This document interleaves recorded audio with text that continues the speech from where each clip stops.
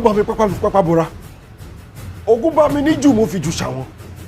Oyún tí mo ń bọ́ máa ní ìtọ́ ní fi ń sọ. Tí dàda bìrì bá lugi, àfẹ́kù. Ọ̀fẹ́ o! It is impossible to fly out of this house. I thought we have established that already. Listen, if I can't fly, then I will walk. Where are you going? Where are you going? Get out of my way, old man. Get out!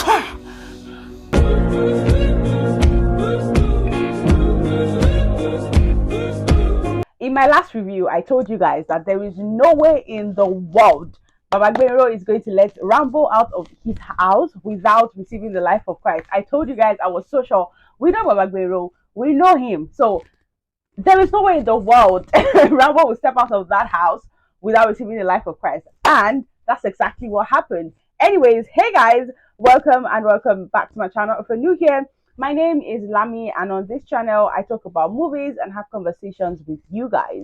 First, let me start by apologizing for not making a review of episode 7. I had such a week. I did not even get to watch it until this week, and I didn't want to just create content for the sake of just creating content.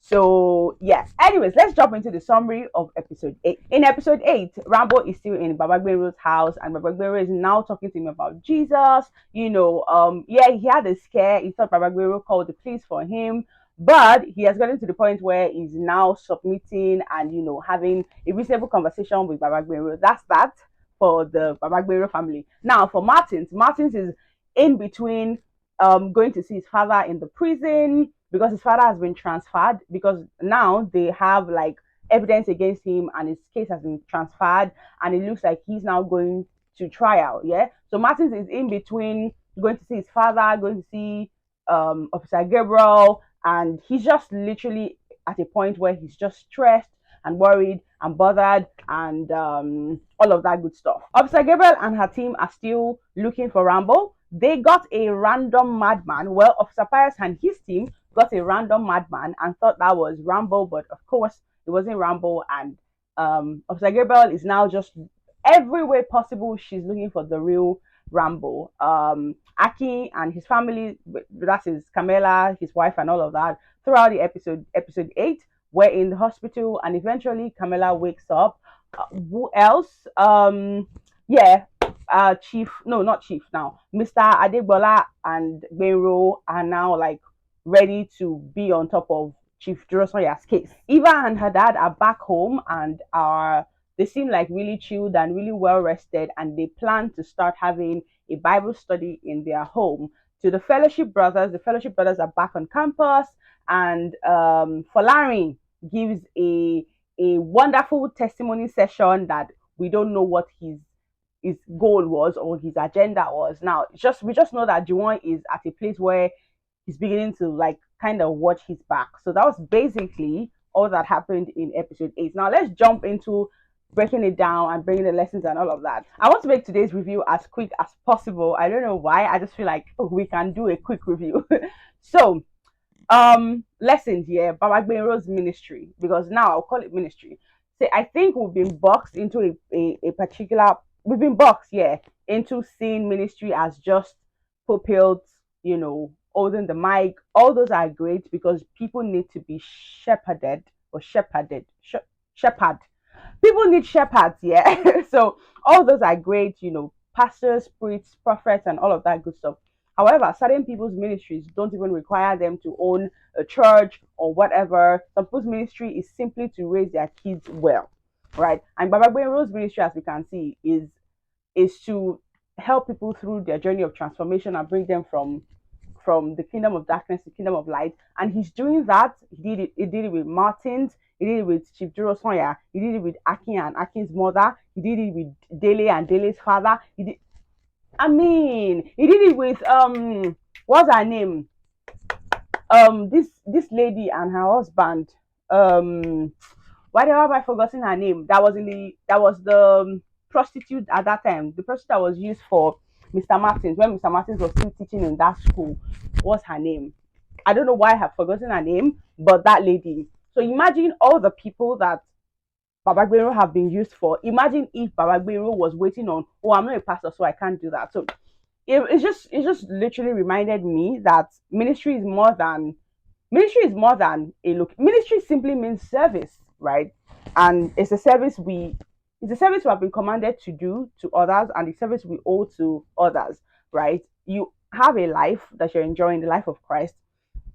It is your service, it is your expression of love to others to actually extend that love or that life to them. Yeah. So yeah, just talking about Mama Gbero's ministry. And significantly, I just want to take a moment to actually talk about Mama Gbero, because she plays like a pastor's wife that is not a pastor's wife. Yeah, she's very supportive of Baba Gbero, even when she doesn't understand what he's doing, even when everything seems like, what is this man doing? This man is stressing me. I don't understand this man. She's still like, you know, supports him, encourages him when she can, and they're just no matter how much she doesn't understand, they're still in unity. Do you get? I mean, the episode 7 where she was like, why is this man eating all our food? She still kept on cooking, kept on, and in all the scenarios, imagine the different people Mama Gbero has brought into their house. But Mama Gbero has still been, it just reminds me of the role of a wife, right? And the fact that marriage is really just partnership and all of that good stuff. Now let's move to Akin's family and talk about Camilla, Akin. The scene where Camilla wakes up. Camilla is there enjoying her time with Jesus and just being loved up on, being hugged, and all of that good stuff. Her parents are there worried. Yeah, praying and literally having faith. Crazy faith, because Akin literally jacked her up like, Camilla, you will wake up. You don't understand. You're actually going to have to wake up. So the and the song that was used there, or the soundtrack, that just reminding us that actually the fatherhood of Jesus. That was what I was reminded of in that scene. The fatherhood of Jesus. Immediately Camilla wakes up and that song played. I literally just hugged myself like, the fatherhood of Jesus. He's been a good father to Jesus. Has been a good father to Camilla and saying, "Oh, your parents need you," and all of that. Aki, a representative of God's fatherhood on earth, is also being a good father to Camilla by having the God kind of faith in her that you actually will come to life. You actually will come back to life. I remember something he said, that if Jesus rose from the dead, he's not going to leave my daughter alone. It's I don't know if I'm communicating what I have in my head correctly. I don't know if I'm communicating it correctly, but the scene just reminded me of, and for some weird reasons, I was just like, when Camilla woke up, all of them seemed shocked. I'm like, but you were praying for her to wake up. Why are you shocked? I know it happens to the best of us here, but it was just a thing of, wait, you were praying for her to wake up. You literally pulled her up, and you are shocked. It's just to say that, even the seemingly impossible things, even the seemingly crazy things, are not beyond the reach of Jesus. They're not beyond what Jesus can do. And I just look forward to see how Natalie will react to them not needing the antidote. Let me not rush. Let me not jump ahead of myself, because that is in my expectation for episode 9. Guys, we're moving. We're moving. Episode 9. We've almost seen 10 weeks. That's interesting. Now, another lesson in this episode is just the reason why we as Christians really do need to like cover the earth, like to the ends of the earth, like literally cover the earth.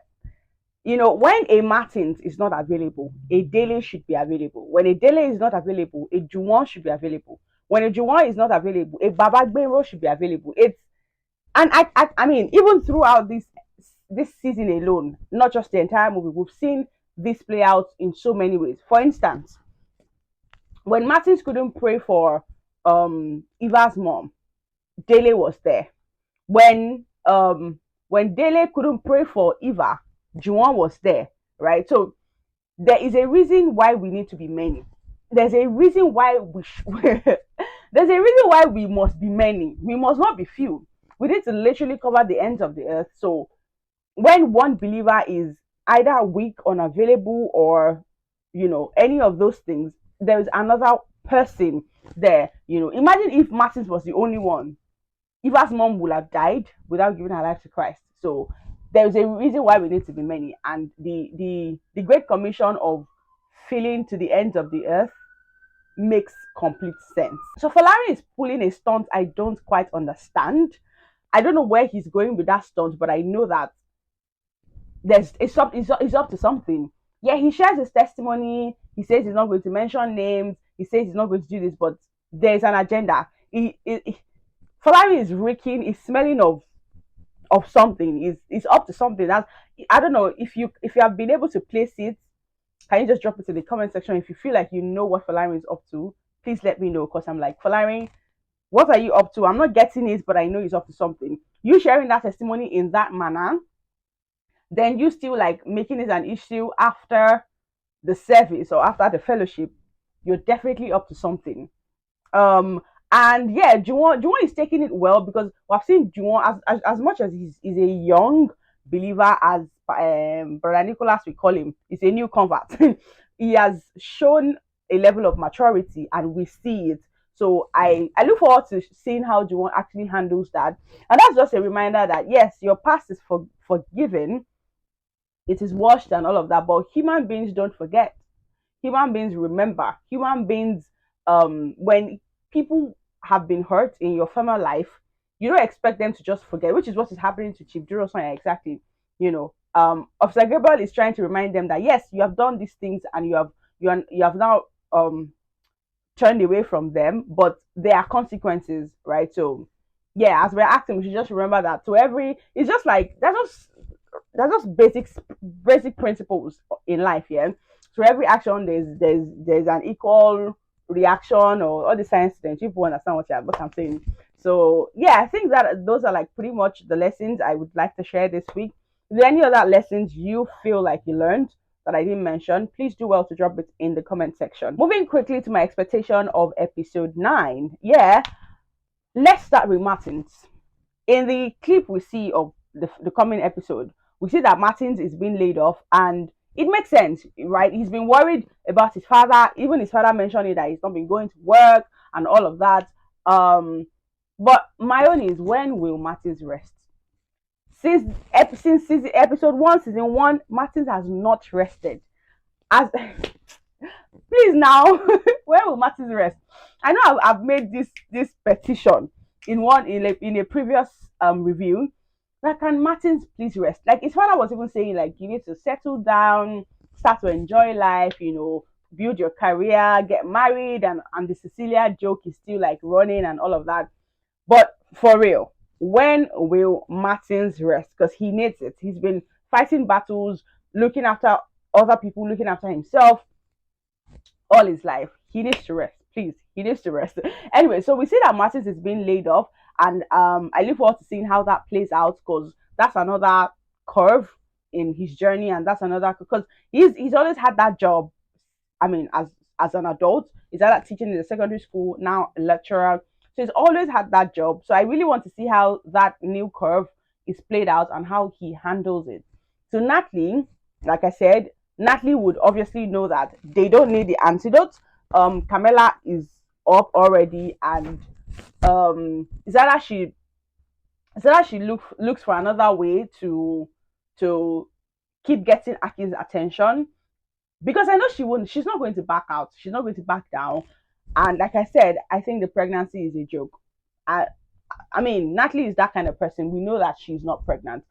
So that's that about Akin's family. As we know, Rambo is still in Baba Gbero's house, and it doesn't look like he's going to be leaving anytime soon. Yes, he's received the life of Christ. Yes, all of that. I feel like he will still, even if one, I don't think Baba Gbero will want to throw him out like that. Secondly, I think Rambo is experiencing a level of peace he's never experienced, and he would definitely credit it to that environment and being around Baba Gbero, and he will not want to throw that away. So I think Rambo is still going to be in Baba Gbero's house. Now, where it will get interesting is, who will be the first to see him? Will it be Martins? Will it be Akin? Maybe when they come to visit, who will really be the first to see him? Will it be Officer Gabriel just randomly coming to visit? I don't know. I just really want to see how that will play out. But the question really is, who do you think will be the first person to see Rambo outside of Baba Gbero and Mama Gbero? I hope it's Officer Gabriel. I think it would be a very interesting thing to see. I hope it's Officer Gabriel. Yeah. So who else? Folarin. Again, I've said it while talking about the lessons. I really want to know what Folarin's end game is, and I want to see how that will play out on the campus and the possible rift that might cause between Dele, Nicholas, and Juwon, because that kind of thing has a possibility of, in a fellowship, it has a possibility of maybe they will now say, oh, he should step down from his position and all of that good stuff. Yeah, I just really want to see how that plays out. Let me know, do you have any expectations that I did not mention or touch on? And yeah, the prostitute I was trying to remember, or the girl, yeah, she was at the time a prostitute that got married to this other guy. I don't know why I've forgotten the name. We've not seen them in a long time, and I just think they might somehow spring up on us again somewhere in the remaining episodes. Anyways, that's all from me for this review of Abattoir Season 5, Episode 8. And hopefully, I'll see you on my next video. For now, bye.